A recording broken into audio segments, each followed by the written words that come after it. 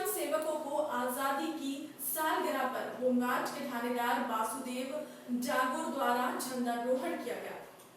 करौली राजस्थान। यहाँ गृह रक्षा केंद्र करौली द्वारा 74वां स्वाधीनता दिवस समारोह के अवसर पर उपस्थित के रक्षा निदेशालय के सभी अधिकारी कर्मचारी स्वयंसेवकों को आजादी की सालगिरह पर होमगार्ड के थानेदार वासुदेव डागुर द्वारा झंडारोहण किया गया एवं समस्त होमगार्ड जवानों को स्वतंत्रता दिवस के लिए जिन कोटि कोटि जनों ने अनेकों अनेक बलिदान दिए, अपना जीवन में जवानी जेलों में गुजार दी, कई त्याग और कुर्बानियां दी, उन सभी को मैं अपनी ओर से आप सभी की ओर से शत शत वंदन करता हूं, नमन करता हूं। डागुर ने कहा, मुझे आप सभी के साथ एक टीम के रूप में गत 9 माह से कार्य करने का अवसर प्राप्त हुआ, जिसके लिए मैं गौरवान्वित महसूस करता हूं।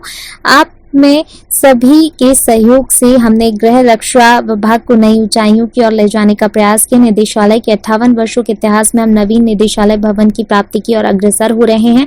इसके लिए राज्य सरकार द्वारा 11 करोड़ 3 लाख का बजट भी आवंटित कर दिया गया है तथा इस भवन का शिलान्यास माननीय मुख्यमंत्री महोदय द्वारा 20 जून 2020 को संपन्न किया जा चुका है। भवन निर्माण का कार्य द्रुत गति से जारी है। हाल ही में कोरोना के विरुद्ध युद्ध में गृह रक्षा स्वयंसेवकों ने राजस्थान पुलिस के साथ कंधे से कंधा मिलाकर कर्फ्यू तथा कंटेनमेंट जोन में तथा लॉकडाउन सुनिश्चित करने के लिए अपने स्वास्थ्य की परवाह किए बिना अत्यंत उत्साह, लगन, परिश्रम और निष्ठा से ड्यूटी दी। सभी को बधाई दी। महानिदेशक गृह रक्षा राजस्थान का संदेश 74वें स्वतंत्रता दिवस समारोह के अवसर पर उपस्थित गृह रक्षा निदेशालय के सभी अधिकारी कर्मचारी तथा मेरे प्यारे स्वयं सेवकों, सबसे पहले मैं स्वतंत्रता के इस पावन पर्व पर आजादी की सालगिरह पर आप सभी को हृदय से अंतरतम से बधाई देता हूँ, शुभकामनाएं देता हूँ, मुबारक दे। स्कूल की जगह हड़पने वाले भूमाफियों पर कार्रवाई करके मनसे का आयुक्त कार्यालय के बाहर ठिया आंदोलन। ठाणे जिला उल्लासनगर में मनपा स्कूल की जगह हड़प कर अनाधिकृत बाद काम करने वाले भूमाफिया और मनपा के शिक्षण विभाग के अधिकारी पर तुरंत कार्रवाई करने की मांग को लेकर आज मनसे कार्यकर्ताओं ने मनपा आयुक्त कार्यालय के बाहर आंदोलन किया। बेबस चौक उल्लासनगर नंबर 2 में रानी लक्ष्मीबाई हिंदी माध्यम की स्कूल की जगह हड़पने वाले भूमाफियाओं और उनको बोगस सनद निकाल कर देने वाले शासकीय अधिकारियों पर तुरंत कार्रवाई करने की मांग को लेकर आज मनसे शहर अध्यक्ष बंधु देशमुख और मनोज शेलार के मार्गदर्शन पर मनपा आयुक्त डॉक्टर राजू दयानिधि के कार्यालय के बाहर आंदोलन किया। जी उल्हासनगर 1 मधली बेबस चौकातली राणी लक्ष्मीबाई शाळा आहे, त्या एका शाळेची जी जागा आहे बॅरेक 241 रूम नंबर 3 ती भूमाफियांनी हडपली आहे। त्या संदर्भामध्ये आम्ही पहिल्यांदा तिथे जाऊन काम बंद पाडलं होतं, परंतु 2 दिवसाची सुट्टी असल्या कारणाने त्याचा फायदा घेत कालपासून ते काम सुरू होतं। त्याच्यानंतर सुद्धा आयुक्तांनी रात्री उशिरा ते शटर काढायला लावलं आणि आता आयुक्तांनी आम्हाला आश्वासन दिलंय की आम्ही त्या जागेच्या विरोधामध्ये ज्यांनी काही केलंय त्याच्या विरोधात आम्ही एफआयआर दाखल करतोय म्हणून।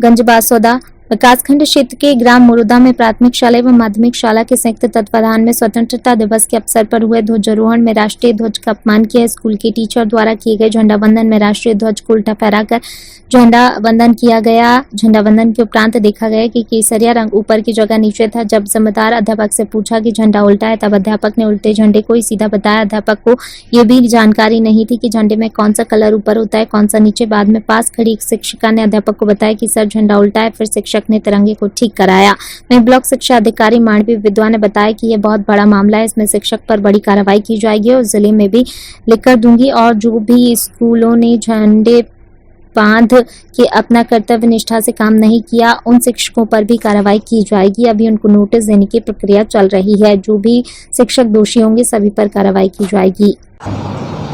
शिक्षक को लगता है इस बात का ज्ञान ही नहीं है अभी तक के कि झंडा उल्टा और सीधा कैसा होता है, और यदि आपके द्वारा बताया गया था और एक शिक्षिका के द्वारा भी कहा गया था तो उनको उसी समय सीधा फहराना चाहिए था, जो कि उनके द्वारा नहीं किया गया और इसके लिए उनके प्रति कार्रवाई की जाएगी। इसके लिए जिला शिक्षा कार्यालय को मेरे द्वारा पत्र लिखा जाएगा। जो भी उचित कार्यवाही जिला शिक्षा अधिकारी समझेंगे वो करेंगे। करारिया पुलिस ने 2 युवती को कराया। पुलिस ने 2 युवतियों को किया गिरफ्तार। महाराष्ट्र के गढ़चिरौली में अपराध में अपराधियों दोनों युवतियों ने करारिया थाना पुलिस ने एक नाबालिग युवती को पिछले दिनों गिरफ्तार किया था, जिसका शारीरिक और मानसिक शोषण करने का मामला सामने आया। वहीं इसी की निशानदेही पर मंडीदीप रायसेन से एक और युवती को पकड़ा गया। पूछताछ में मालूम हुआ कि दोनों युवतियां महाराष्ट्र के गढ़चिरौली थाने में किसी अपराध में तलाकशुदा हैं। 1 साल पहले से वे महाराष्ट्र, मध्य प्रदेश, मंडीदीप और अब करारिया थाना क्षेत्र में आई हैं। एसपी विनायक वर्मा ने महाराष्ट्र पुलिस से संपर्क कर दोनों युवतियों की सुपुर्दगी देने की बात कही। वहीं अन्य युवतियों के साथ शारीरिक शोषण करने वाले 3 व्यक्तियों को भी गिरफ्तार करने की बात उन्होंने कही है। किस तरह की कार्रवाई की? जिला विदिशा के थाना करारिया क्षेत्र में सूचना के आधार पर मालूम पड़ा कि कोई नाबालिग लड़की है जो बाहर क्षेत्र से आई है और संभवतः किसी कठिन परिस्थिति में जीवन बिता रही है। तो थाना करारिया द्वारा कार्रवाई करते हुए उसको लाया गया थाने और फिर CWC यानी चाइल्ड वेलफेयर कमेटी के सामने पेश किया गया। उसके बयान के आधार पर यह कहानी सामने आई है कि ये गढ़चिरौली की निवासी नाबालिग 15 साल की लड़की है और कुछ कारणों से वहाँ के बालिका सुधार गृह में थी, जहाँ से पिछले वर्ष 2019 में वो कुछ अन्य लोगों के साथ वहाँ से भाग गई और आके वो मंडीदीप में रही। फिर मंडीदीप से बेला फुसलाकर उसको जिला विदिशा लाया गया और जहाँ के अलग अलग स्थानों पर, जिसमें आनंदपुर, वनगांव और शेरपुर थाना करारिया यह स्थान शामिल है, रखा गया और इसका शारीरिक और मानसिक शोषण किया गया, ऐसी खबर उसके द्वारा बयान में दी गई। इसके आधार पर हमने महाराष्ट्र पुलिस से संपर्क किया और संपर्क से मालूम पड़ा है कि ये लड़की वहाँ की किडनैपिंग के केस में अभी इसकी तलाश जारी थी। साथ ही साथ एक और लड़की जो उस समय नाबालिग थी, अब बालिग हो गई है, वो भी मंडीदीप से रिकवर हुई है और ये भी मालूम पड़ा है कि जिसके बयान के आधार पर कि इनके साथ जो शोषण हुआ उसमें कुछ लोग जो शामिल हैं उनके नाम भी सामने आए हैं। तो अभी की स्थिति में 2 लड़कियां जो महाराष्ट्र के केस में वांटेड थी, जिला गढ़चिरौली महाराष्ट्र के, उनकी रिकवरी विदिशा पुलिस द्वारा की गई है। साथ ही साथ एक सूची हमारे द्वारा तैयार की गई है बयान के आधार पर कि कुछ लोग हैं जिन्होंने इसका शारीरिक शोषण करने में जिनकी भूमिका सामने आई है, उन लोगों के खिलाफ हम सख्त कार्रवाई भी करेंगे और महाराष्ट्र पुलिस से कोऑर्डिनेशन के साथ इस केस को आगे बढ़ाएंगे। फिलहाल दस्तयाबी के लिए लड़कियों को महाराष्ट्र पुलिस को सुपुर्द किया जा रहा है और प्रयास रहेगा कि जितने भी लोग उसके शोषण में शामिल थे उनको जल्द से जल्द सामने लाया जाए और यदि कोई गिरोह इसमें सामने आता है तो उसका पर्दाफाश किया जाए। सर, लगभग कितने लोग होना चाहिए? हमारी जानकारी में ऑलरेडी 3 लोग हैं, उनको हम चिन्हित भी कर चुके हैं और शीघ्र उनकी अरेस्ट की जाएगी। नगरपालिका अध्यक्षों ने मुख्यमंत्री द्वारा की गई घोषणा को पूरा नहीं होने से नाराज होकर सोमवार को मुख्यमंत्री निवास का घेराव किया। मध्य प्रदेश की राजधानी भोपाल में आज नगरपालिका अध्यक्षों ने मुख्यमंत्री शिवराज सिंह चौहान से अपनी नाराजगी दिखाते हुए मुख्यमंत्री निवास का घेराव किया। नगरपालिका अध्यक्षों का कहना है कि अप्रैल माह में शिवराज कैबिनेट की बैठक में नगरपालिका और नगर परिषद के सभी अध्यक्षों का मुख्यमंत्री शिवराज सिंह चौहान ने 1 वर्ष के लिए कार्यकाल बढ़ा दिया था, लेकिन सभी नगरपालिका अध्यक्षों ने मुख्यमंत्री द्वारा की गई घोषणा के पूरा नहीं होने से नाराज होकर मुख्यमंत्री निवास का घेराव किया और कहा कि हम सभी की पहले भी मुख्यमंत्री से मुलाकात हो चुकी है, लेकिन कोई निर्णय नहीं हुआ। इस बारे में नगरपालिका अध्यक्ष का कहना है, अब बात हमारे सम्मान की और यही सम्मान नहीं मिलने से नाराज 200 नगरपालिका अध्यक्षों ने आज घेराव किया और अगर जल्द ही हमारी मांग का निराकरण नहीं हुआ तो आगामी उपचुनाव का सभी मिलकर बहिष्कार करेंगे। आप लोग आज यहाँ सीएम हाउस पहुँचे हैं, क्या मांगे हैं आप? 22 अप्रैल को माननीय मुख्यमंत्री जी ने अपनी प्रथम कैबिनेट की बैठक में ये निर्णय किया था कि जिला पंचायत के अध्यक्ष, जनपदों के अध्यक्ष, नगर निगमों के महापौर और नगरीय निकायों के अध्यक्षों का कार्यकाल 1 वर्ष के लिए 1 वर्ष या चुनाव होने तक बढ़ाया जाता है। जिला पंचायत के अध्यक्षों को कार्यभार ग्रहण करा दिया गया है, जनपद के अध्यक्षों को कार्यभार ग्रहण करा दिया गया है, लेकिन नगरीय निकायों के अध्यक्षों को अभी तक 6 महीने के बाद भी कार्यभार ग्रहण नहीं कराया गया है, उस आदेश को कार्यान्वित नहीं किया गया है। हम माननीय मुख्यमंत्री जी से 3 बार पहले मिल चुके हैं, उन्होंने हमें बार बार ये आश्वासन दिया है कि 3 दिन में निराकरण कर देंगे, 4 दिन में निराकरण कर देंगे, लेकिन 6 महीने के बाद भी अभी तक कोई निराकरण नहीं हुआ है। करौली जिले में सोशल डिस्टेंसिंग का पालन नहीं हो रहा। कोरोना वायरस का खतरा अभी चला नहीं है, लेकिन ग्रामीण लोग बार बार समझाने के बाद भी समझ नहीं रहे हैं। करौली जिले में सोशल डिस्टेंसिंग का पालन नहीं हो रहा है। कोरोना वायरस का खतरा अभी टला नहीं है, लेकिन ग्रामीण लोग बार बार समझाने के बाद भी समझ नहीं रहे हैं। ऐसा एक दृश्य देखने को मिला है। करौली हिंडौन सिटी के बीच में नरसिंह भगवान का मंदिर विराजमान है। इस मंदिर में शनिवार के दिन लोगों का तांता लगा रहता है। काफी लोग बिना मास्क के ही दर्शन करने के लिए आते हैं। मंदिर में इस तरह की भीड़ देखने में नजर आ रही है। मानव की लॉकडाउन समाप्त हो गया और कोरोना वायरस भी चला गया। एक दूसरे से मिलते हुए नजर आए। प्रशासन का भी इनकी ओर ध्यान नहीं है। इस जगह पर यदि एक भी वायरस वाला व्यक्ति पहुंच जाता है तो हजारों की संख्या में वायरस हो सकता है। देखने की बात यह है कि यहाँ दुकानदार भी बिना मास्क के सामान बेचते नजर आए। कांग्रेस के घोषणा पत्र पर कहा गया, घोषणा पत्र की एक बात भी पूरी नहीं की। कांग्रेस ने हमने मंदिर बनाने को कहा और बनाया, हमने ट्रिपल तलाक का कहा तो हटाया। कांग्रेस ने झूठ बोला है, कर्ज माफ नहीं किया है।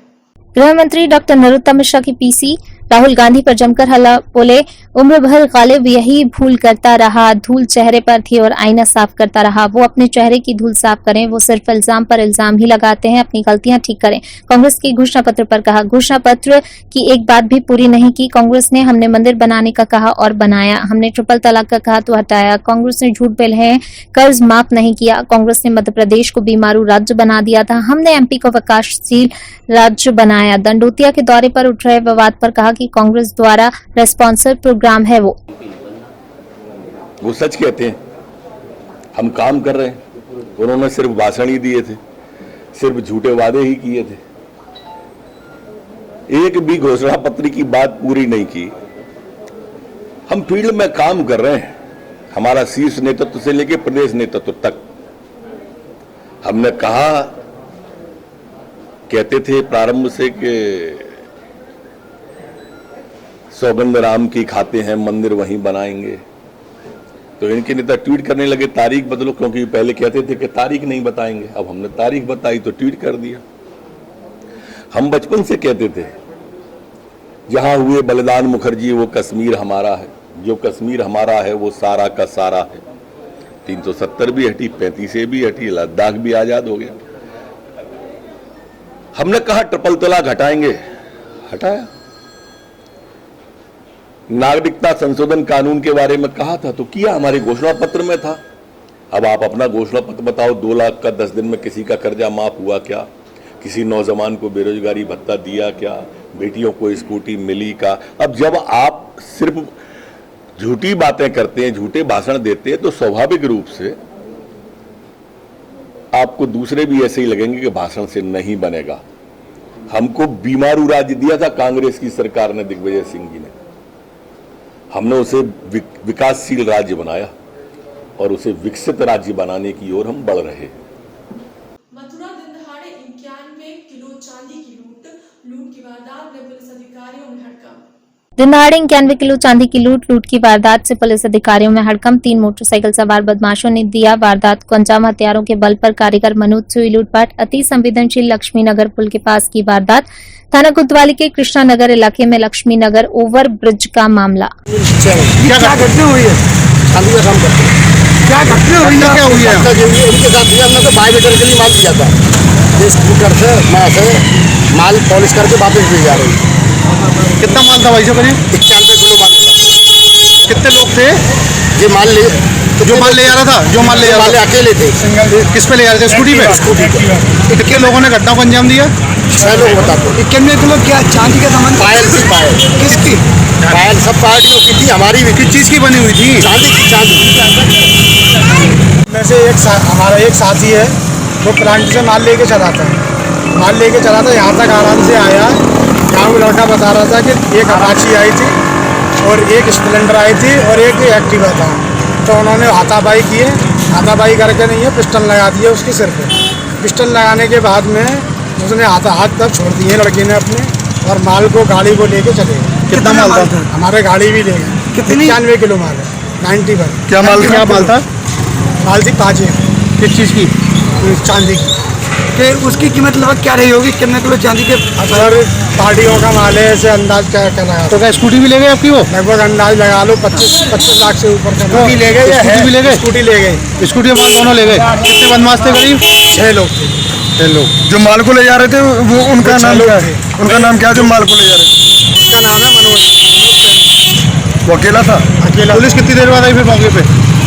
पुलिस तो हम लोग गए हैं, जब आई है करीब लगभग 15-20 मिनट हो गए जब आई है।